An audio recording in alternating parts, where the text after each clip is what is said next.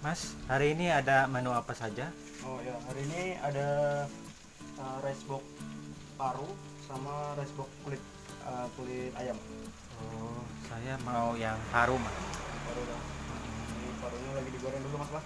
Oh ya, itu bahannya apa-apa saja selain sapi, paru sapi. Kalau paru sapi ini kita memang pakai parunya aja, dan parunya itu memang harus yang masih fresh supaya dia kalau misalnya digoreng bisa mengembang seperti ini. Nah, ini kan dia lebar-lebar jadinya. Hmm, Terus setelah itu dia diberi sambal. ya, Sambalnya itu eh, ini sambalnya sudah jadi, sudah disiapkan. Ini sambalnya bawang merah, bawang putih, cabai merah, sama eh, sama cabai iung kalau orang bilang sendiri. hmm. Nah, cabai itu kadang-kadang pakai cabai rawit juga, cuma cabai rawit ini terlalu pedas. Oh ya. Setelah Setelah paru itu dikeringkan tuh, diapakan lagi? Nah, yang pertama kali ini setelah kita beli paru di pasar, parunya itu kita iris dulu, kita hilangin bagian yang untuk saluran pernapasannya itu. Ya, Jadi potong jadi dua. Soalnya kalau misalnya itu nggak dibuang, biasanya itu bau, ini apa? Amis itu nih. Makanya dia harus dibuang dulu itunya, baru direbus. Direbusnya itu 3 kali. Yang pertama direbus pakai air biasa untuk menghilangkan darah-darahnya, darah yang sudah beku nanti dibuang, kemudian diganti pakai bumbu. Yang pertama tuh pakai garam aja, air rebusan yang kedua itu sekitar 20 menit. Nah kemudian yang ketiga baru pakai bumbunya tuh aku pakai ini, pakai masako. ya. Kemudian kasih ketumbar bubuk atau ketumbar biasa yang di blender, lalu diberi garam lagi supaya dia udah nggak amis, terus teksturnya juga dia masih tetap kenyal dan enak. Ini ngolahnya ini lumayan lama untuk paru. Nah, yang baru selesai direbus seperti ini. Setelah kita rebus utuh, kita potong-potong. Ini sudah dipotong-potong. Nah, sebelum kita goreng jangan lupa ditiriskan dulu, kalau enggak dia air bisa meletus-letus.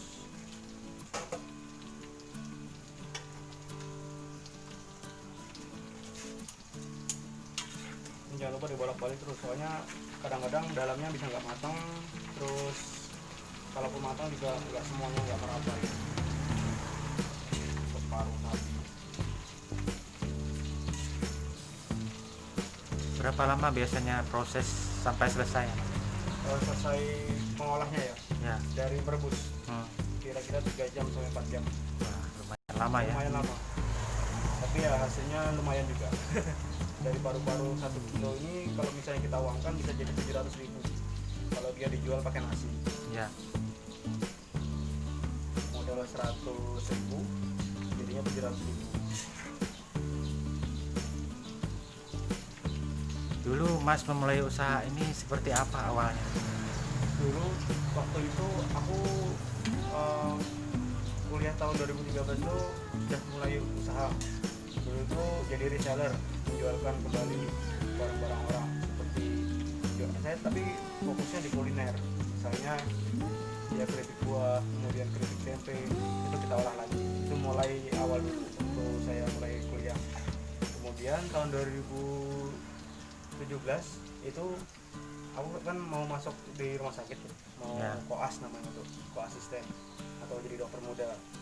Kebetulan nggak ada biaya, nah akhirnya aku mundur dulu 1 tahun, baru aku mulai untuk usaha membuka warung makan, rumah makan.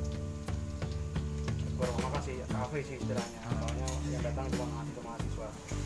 Itu aku mulai usaha itu modalnya 28.000. Modal 28.000 aku kembangkan. Waktu itu kan teman-teman yang sudah koas atau yang sudah di rumah sakit itu pesan makanannya sama aku. 1 kilo ayam itu kan harganya 28.000, jadi itu modal awal. Kemudian aku beli bungkusan nasi tuh.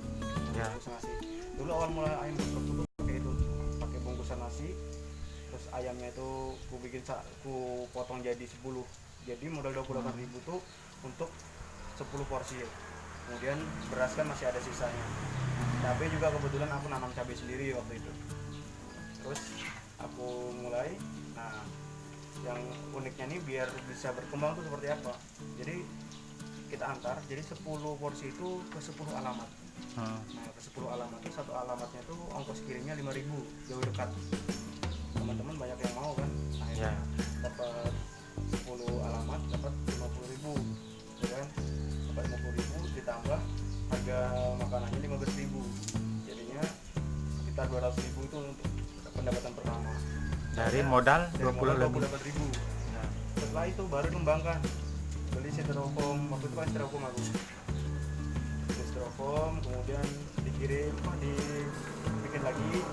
Jadi sambil kuliah sambil open order, jadi untuk makan siang teman-teman yang di rumah sakit, kalau misalnya mau makan siang nanti aku antarin makanannya. Hari ini menunya ada ayam geprek sama ini ya.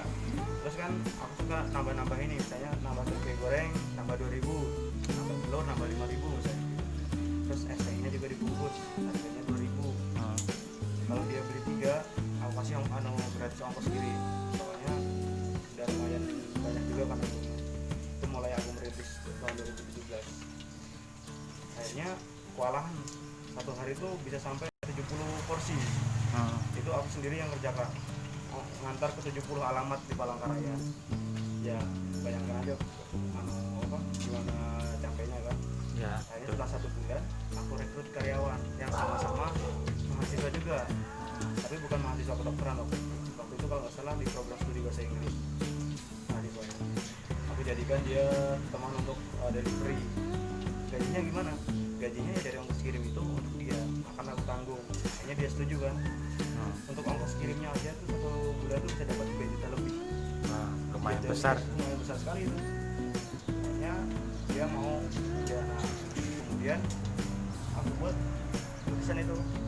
Lukisan itu aku nyuruh teman-teman yang bisa bikin lukisan sendiri, minta izin sama yang punya rumah, yang rumah sebelah ini untuk gambar itu. Akhirnya dibuatlah warung dulu di sini, namanya warung mahasiswa dulu tuh. Nah, kemudian mulailah rame pelanggan banyak, kemudian udah cukup tabungan untuk aku masuk rumah sakit tahun 2018. Akhirnya sedikit demi sedikit bisa nabung, bisa menambah cabang. Akhirnya menunya juga bertambah, karyawannya juga bertambah. Itu tahun 2017-2018 mulai rame aku. Lalu sekarang untuk karyawan yang dulu itu gimana? Nah, jadi ceritanya tahun 2018-19 itu kan aku di rumah sakit, fokus di rumah sakit ceritanya. Itu waktu itu ada adikku yang ngurus untuk menghandle. Sekarang ada di Marteweh dia. Tahun 2019 itu aku sibuk sekali. 2018 akhir sejak bulan November kalau nggak salah. Itu sudah sibuk sekali jualan di rumah sakit. Stase. Kalau di rumah sakit itu namanya stase. Bagian-bagian misalnya penyakit dalam, apa ilmu kedokteran anak, kandungan, itu kan masing-masing punya kesibukan masing sendiri-sendiri. Akhirnya teman-teman juga yang mahasiswa yang ikut saya itu sudah pada lulus. Jadi daripada aku repot kan, kebetulan tabungan juga sudah ada. Akhirnya warung mahasiswa itu aku ganti jualannya. Nah, 2019 awal tuh aku buka kue balok. Karena kue balok tuh aku bisa ngajarin ke orang lain supaya orang itu menghandle sendiri. Kalau untuk orang mahasiswa kan makanannya resepnya memang aku sendiri yang bikin. Karena saking sibuknya kan akhirnya nggak ketolong lagi, udah kewalahan sekali kan. Rasanya kue balok itu sempat viral ya di Palangkaraya. Kue balok yang ada di Palangkaraya yang pertama kali bikin di Palangkaraya itu saya bikin. Saya satu hari itu omsetnya bisa tembus 9 juta. Satu hari jualan kue balok. Mungkin kapan-kapan kita ya bisa bikin kue baloknya. Insya Allah kapan-kapan kalau misalnya nggak sibuk nanti aku bikinkan kue balok. Kita bikin kue balok. Itu kue balok tuh kirim sampai Kalbar, sampai Kaltim, kemudian sampai Medan. Pernah kirim. Ada resellernya di sana. Nah tapi gara-gara kue balok itu juga aku jadi hancur. Hancurnya nih karena ditipu teman yang kerja sama aku, Ya. kemudian ditipu partnernya ini reseller saya yang dari arah Pangalampun atau sampai saya lupa, pokoknya ada saya ngirim ke sana itu, pokoknya jatuhnya tuh hampir 60-an juta, 60 atau 70 juta tuh nggak dibayar. Setelah itu bahan baku juga kan masih ngambil, waktu itu bahan baku kan coklatnya itu yang grade pertama, yang paling bagus itu harganya satu kartonnya itu hampir 600.000. Nah aku nanggung utang sampai 40-an juta lebih 2019. Akhirnya apalagi udah nanggung utang, kemudian di rumah sakit semakin sibuk, jualan sudah enggak, akhirnya kita tutup aja dulu warung mahasiswa, makanya baru mulai lagi. Berarti sekarang mulai bangkit lagi. Iya, mulai pelan-pelan bangkit lagi.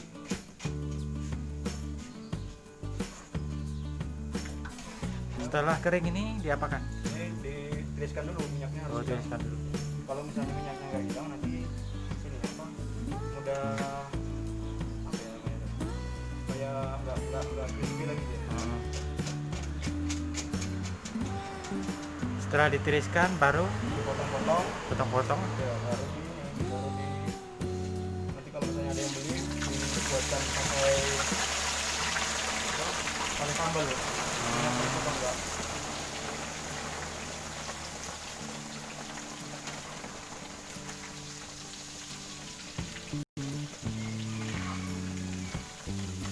Lalu bagaimana menurut Mas? Ya ini kan musim corona ini belum selesai. Apakah suatu saat nanti usaha ini akan makin seperti apa? Kalau musim corona ini sudah mungkin mulai berkurang. Kalau menurut saya nanti kan ada istilahnya tuh new normal. Ya. Jadi kemungkinan menurut saya sih, kalau di bidang kuliner tuh dia nggak akan mati. Ya, Jualan betul. apapun nggak akan mati. Apalagi kalau misalnya dia sistemnya take away dan dia cepat saji, itu nanti bakal lebih banyak orang buat sistem jualan tuh yang makanan cepat saji, drive thru lah. Asalkan kita mengikuti anjuran pemerintah, menerapkan protokol kesehatan seperti harus pakai masker, kemudian tetap jaga jarak, kemudian harus selalu menjaga kebersihan, Ya, cuci tangan. pakai sabun, itu bakalan baik-baik aja, nggak ada masalah. Cuman yang disayangkan tuh zaman sekarang nih milenial, anak-anak yang kuliahan atau SMA, mereka nih lebih cenderung nongkrong di tempat-tempat kafe-kafe. Ya, betul. Nah, sedangkan mereka itu nongkrongnya itu nggak ingat waktu. Ya, kita nih yang muda nih nggak mengeluarkan gejala, jarang mengeluarkan gejala, tapi justru kita nih pembawa virusnya itu. Ya, Entah itu waktu virus. kita lagi nongkrong nih, kita nggak tahu teman kita dari mana, atau dia habis bertemu dengan siapa, misalnya dia habis dari pasar, pulang nggak mandi, nggak cuci tangan, akhirnya dia nongkrong sama teman-temannya, atau dia belanja ke warung, orang yang warung ini habis dari pasar yang zona merah, ternyata dia nggak pakai masker. Nah, otomatis dia pas waktu berkumpul tuh dia kemungkinan besar akan menularkan atau akan membawa virus corona itu. Nah, jadi pengelola kafe-kafe, pengelola rumah makan harusnya sementara ini jangan dulu menerapkan dine in atau makan di tempat. Harusnya memang harus take away. Siapa sih yang nggak mau kalau virus ini cepat berlalu, ya kan? Tapi semuanya pasti mau kan. Kalau misalnya dia memang ngotot, ya kita ya bakalan terus seperti ini sampai nanti, nggak akan bisa berubah. Apalagi kasusnya di Palangkaraya sendiri kan Makin bertambah. Nah sekarang kan nakes di rumah sakit banyak yang terkena, ya kan? Nah, kalau bisa sih memang harus diterapkan protokol kesehatan. Kalau new normal sendiri sih nanti itu orang-orang bakalan sebenarnya seperti kehidupan seperti biasa, cuman dia mulai pakai masker, mulai jaga jarak, itu. Kalau prediksi saya sih kalau jualan makanan ini nggak ada matinya, soalnya ini kebutuhan pokok kan, apalagi kalau misalnya makanannya unik, Ya betul tuh. penyajiannya cepat, pasti Murah meriah. murah meriah. Hari ini berapa menu yang dimasak? Hari ini kebetulan sebenarnya banyak menunya, cuman karena saya kan ada langganan untuk ngirim makanan apa, ngirim bahan baku seperti cumi, kemudian paru, kemudian daging ayam itu, tapi tadi nggak diantar, aku juga nggak berani ke pasar sendiri kan. Jadi ya udah. Hari ini yang sudah pasti mesan sudah berapa orang? Untuk parunya sendiri sudah laku setiap 3 kilo 3 kilo paru sapi yang sudah jadi itu dibuatnya dari tadi malam, tadi pagi sudah diantar. Antarnya ke daerah Pucau pakai travel. Terus tadi pagi juga sudah ngirim ke rumah pelanggan di Palangka 2 kilo. Dia ada 5 kilo paru sapi yang sudah laku. Nanti jam 1 siang ada setengah kilo diambil. Kemudian yang lain-lainnya rice box yang siap diantar. Berarti yang paling laku ini paru sapi. Paru sapi. Walaupun harganya mahal, tapi orang suka pakai makan paru sapi. Soalnya dia ini bisa untuk cemilan, bisa juga untuk lauk makan. Sistem jualnya apakah per kilo atau seperti apa? Kalau saya sih sebenarnya lebih suka pakai rice box, konsumnya lebih banyak. Kalau rice box tuh kalau 1 kilo aja bisa jadi 700.000, sedangkan kalau paru sapi 1 kilo tuh paling aku dapatnya cuma 150.000 untuk keuntungan bersih.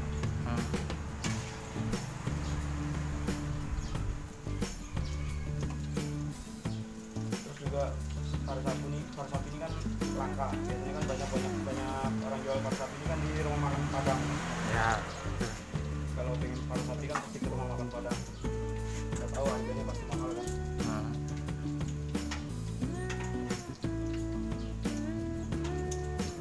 Untuk resep-resep ini dulu belajar dari siapa? Mungkin dari orang tua atau siapa? Kebetulan ibuku pedagang, bapak petani. Waktu kecil tuh selalu bantu mama tuh di dapur. Jadi resep-resep tuh semuanya diajarkan ke anak-anak. Jadi kalau anak-anaknya mau beradaptasi atau enggak, mau coba atau enggak. Kebetulan saya juga suka masak. Dulu waktu SMA juga saya pernah ikut Cina jualan. Jadi ilmunya tuh banyak.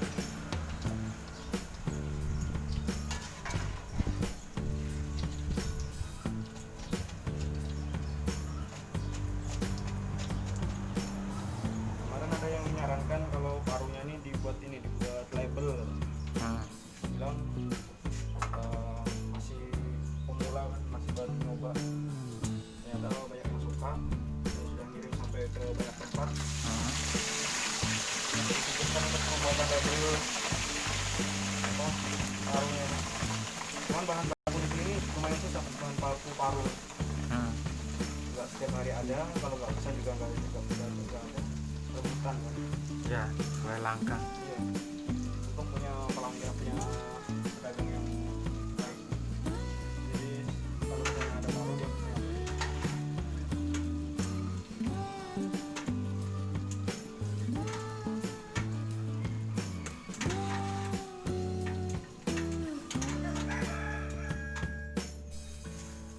Ini adalah paru yang sudah Goreng. digoreng ya, dan dikeringkan dan tiriskan dulu. Nanti setelah itu baru dipotong-potong. Ya, setelah itu baru dipotong-potong. Nanti apa campurannya? Sambal, pakai sambal loh. Oh, sambal. Oh, sambal.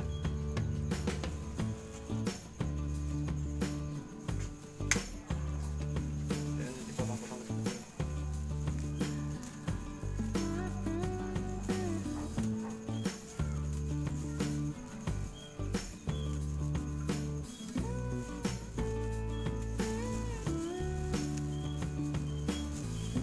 Ini akan dimasukkan ke kotak ini ya. Ya, nanti dikasih nasi dulu. Kasih nasi dulu. Namanya rice box. Facebook. Ya, Satu porsinya berapa? 20.000. 20.000.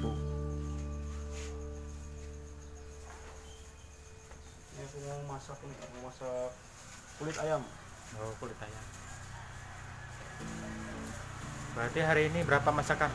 Ada dua, Ada 2. kulit ayam sama paru sapi.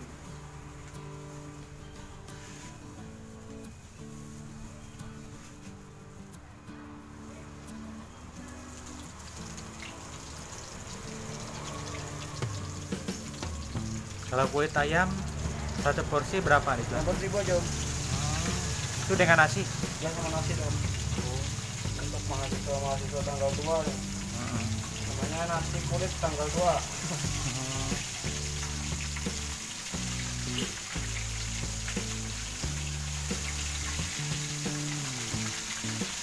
Itu hanya dicampur dengan Tepungnya dibumbuin dulu.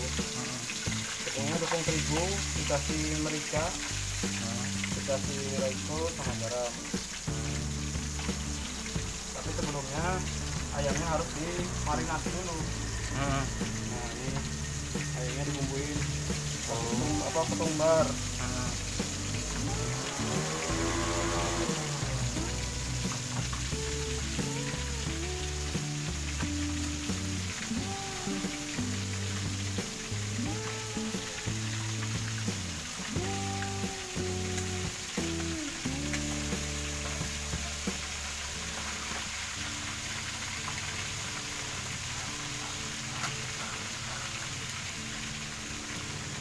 Ini makanan kesukaan di anak-anak muda sekarang ya.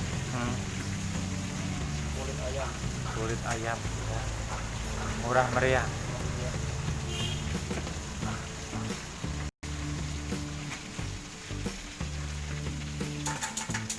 Berarti ini ada yang pelanggan tetap sudah. Banyak Om. Biasanya ngirim ke kantor-kantor loh. Hampir tiap hari pelanggan tetap itu. Iya kalau jam dinas tuh jam makan siang tuh pasti belanja. Maka pesan. Lalu ada yang ngantar. Yang ngantar pakai Gojek, Grab, tergantung permintaan mereka. Ini jadi mahasiswa tuh harus kreatif. Kalau dia cuma mengandalkan ilmu yang didapatkan di kampus, itu ya selamanya dia akan seperti itu, dia nggak ada perkembangan apa-apa. Misalnya nih, dia ini IPK-nya dia orang merantau. Kalau IPK-nya dia di bawah 3 atau kurang dari dia nggak sampai 3,1 3,2, lebih baik cari pengalaman sambil merantau sambil cari pengalaman.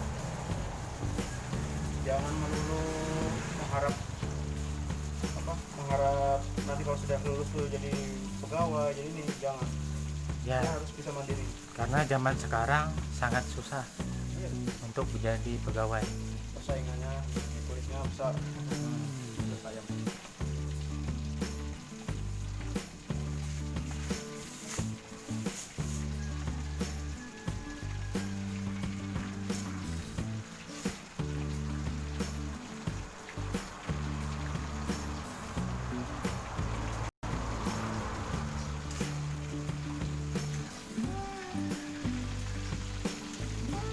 Hanya sebentar ya. Hanya berapa menit? Sekitar 3 sampai 5 menit. Tergantung, tapi minyaknya harus panas sekali.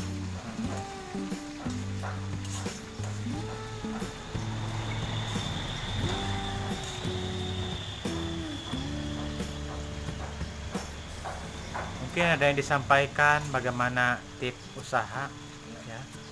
Tips usaha ala saya ya. Usaha itu yang penting mulai aja dulu. Gak usah nunggu niat terkumpul, gak usah nunggu modal banyak, Ya. harus dimulai. Kalau kamu masih kuliah, ya kamu berpikir nanti setelah lulus kuliah aku mau jadi apa. Oke, kalau misalnya kamu jurusannya guru, berarti kan minat kamu jadi guru. Jadi kalau bisa sambil udah yakin nggak kamu tuh bakal jadi guru yang baik atau enggak. Kalau misalnya kamu jadi dokter, yakin nggak kamu tuh bakalan bisa mengobati orang dengan baik.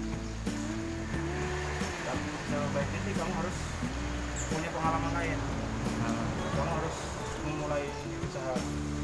Seperti saya dokter, kok jadi tukang masak, kok jualan? Sebenarnya nggak ada yang salah, ya kan? Ya. Dokter itu pekerjaan yang mulia. Nanti setelah jadi dokter, saya bakal mengobati orang tanpa saya meminta biaya apapun. Artinya saya menggunakan keilmuan saya untuk mencari pahala. Sedangkan usaha yang saya gelutin untuk menambah kekayaan saya di dunia, ya kan? Kemudian tipsnya yang pertama, mulai dulu. Yang kedua, mulai lagi. Yang ketiga apa? Kita tetap harus dimulai. Kalau misalnya nggak dimulai-mulai ya kamu nggak bakalan bisa punya apa-apa, nggak bisa buka usaha. Apalagi untuk yang muda-muda ini. Dari mana ilmunya? Dari mana belajar masak? YouTube banyak. Ya kan, YouTube banyak. Kemudian gimana caranya mencari ide usaha? Di YouTube juga banyak. Kalau misalnya kamu hobi otomotif, ya kamu harus belajar untuk apa? Nggak harus. Kalau misalnya kamu hobi otomotif, ya itu lebih baik. Misalnya bisa membengkel. Ya kamu buka usaha punya bengkel, jual part motor, jual part mobil. Kalau kamu punya IT, ya kamu jualan, misalnya jual perangkat apa laptop atau buat program, jual konsol bagus. Kalau kamu hobi masak, ya kamu harus mulai jualan makanan. Cari sesuatu yang menghasilkan, yang menambah profit kamu, bukan malah mengurangi. Hobi kamu mancing, ya sudah jualan alat-alat pancing, bikin tips mancing, bikin usaha pancingan. Sekarang tuh di Indonesia tuh nggak ada yang nggak ada, semuanya ada, tinggal kemauannya aja yang nggak ada. Lalu nggak dapat bantuan dari pemerintah, sedangkan kalau sudah dikasih pemerintah bantuan untuk apa uangnya? Nggak untuk modal, ya kan? Aku juga mulai jualan tuh dari modal 28.000 ya, karena memang terpaksa kan. Aku minta orang tua juga, orang tua aku nggak mampu. Akhirnya aku mulai jualan. Setelah aku bisa jualan, aku juga bisa lanjut kuliah. Seandainya aku nggak jualan, ya mungkin aku kuliah bisa terbengkalai sekarang. Berarti sebagai mahasiswa ini kita harus kreatif ya, punya usaha sampingan. Ya, usaha sampingan. Sekarang udah nggak zaman tuh kuliah cuman pulang kuliah nongkrong, pulang kuliah main game, itu udah nggak zaman. Udah zamannya memang harus punya usaha.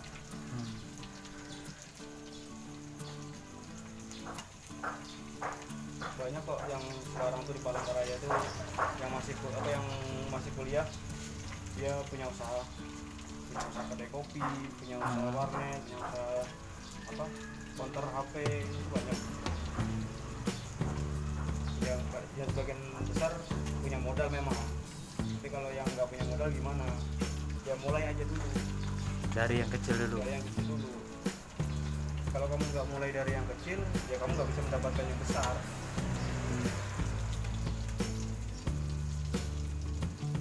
Terus gimana caranya mulai usaha, Mas?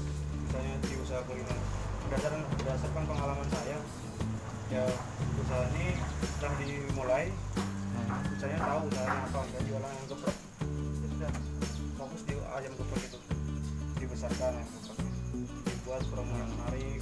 Targetnya siapa? Saya targetnya mahasiswa, ya jual harga mahasiswa, yang harus banyak, yang penting mahasiswa itu bisa makan dan kenyang. Kalau targetnya ibu kantoran, orang-orang kantoran, ya buat sebagus mungkin supaya mantap untuk dijual ke mereka yang di kantoran penghasilan. Kalau targetnya anak-anak kecil, ya jual yang makanan-makanan yang unik, yang kreatif. Kemudian pemasarannya seperti apa? Pemasarannya ya kan sekarang kan ada Instagram, ada Facebook, ada YouTube, Twitter, WA. Itu sumber penghasilan semua itu. Kalau misalnya bisa jualan pakai satu akun Instagram, ya jualan di situ. Tapi kalau misalnya nggak bisa, pakai akun pribadi, nggak usah malu jualan. Sekarang tuh sudah hampir 99% tuh usaha itu terkait jual beli. Ya kan, usaha mau apa aja tuh pasti pakai jual beli. Maka usaha kuliner tuh nggak ada matinya, asal jangan malu. Dulu aku mulai jualan tuh kadang-kadang aku ngantar tuh saking banyaknya pesanan tuh aku pakai ranjang, pakai ronjot yang untuk orang ke pasar tuh, belakang motor tuh, keliling ngantar itu. Nggak usah malu, nggak masalah. Kalau misalnya mau lagi, kalau misalnya hari Minggu di CRD jualan, taruh sana, taruh gerobak atau taruh meja di sana, jualan di sana.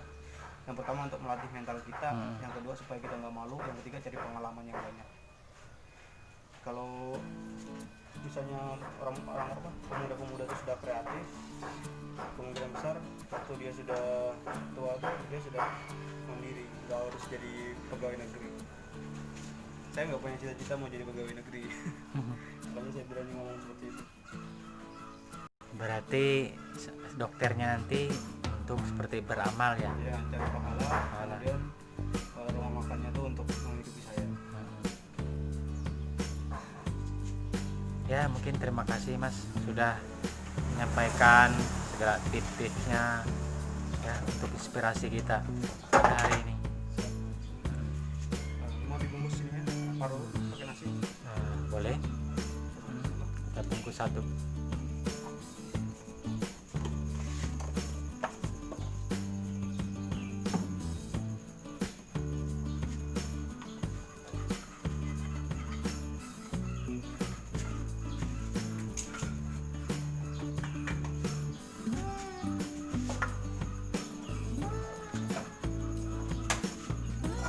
Terus Pedas.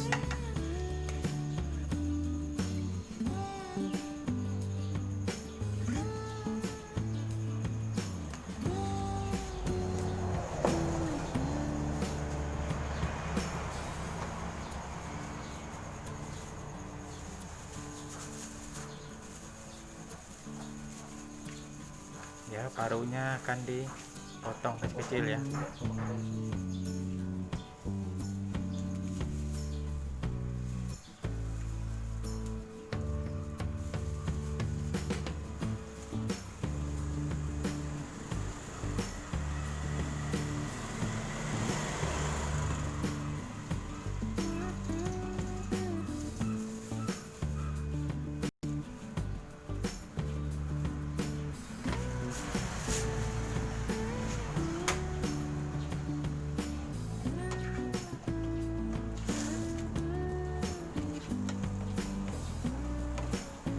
Ini dipanaskan lagi ya. Iya, Campurnya sambal. supaya sambalnya menyerap di paru-parunya. Sebentar aja nih, paling 1 menit.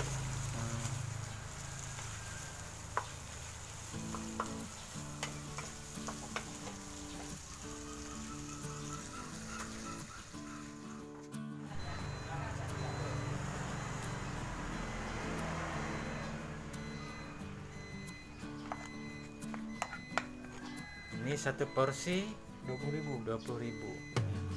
Ini es pop paru. Baru. Ini cocok untuk makan siang di kantor sama teman-teman. Ya yang mau pesan silahkan ya. Yang mau besar boleh datang ke Palangkaraya Di jalan di Jalan Pangeran Samudra nomor 99B, samping Ruko 8 Pintu. Lebih tepatnya lagi di seberang Pangeran Samudra 4. ya. Bukanya dari jam 10 sampai habis. Biasanya jam 1, jam 2 tuh sudah habis.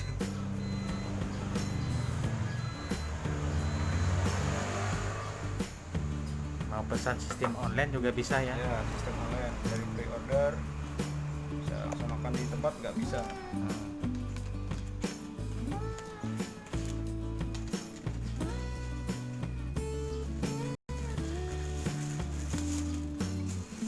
Kalau untuk mahasiswa dan pelajar ada harga khusus dan paket hemat.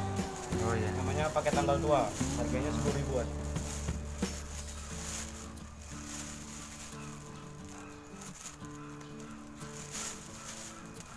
Ya. Terima kasih ya Mas. Oke, Ya sama-sama. atas Sukses. semuanya tipsnya dan lain sebagainya. Mungkin hari suatu saat nanti kita bikin tips kue balok ya. Siap, nanti saya bikinkan dulu. Ya. Ayo terima kasih. Terima kasih.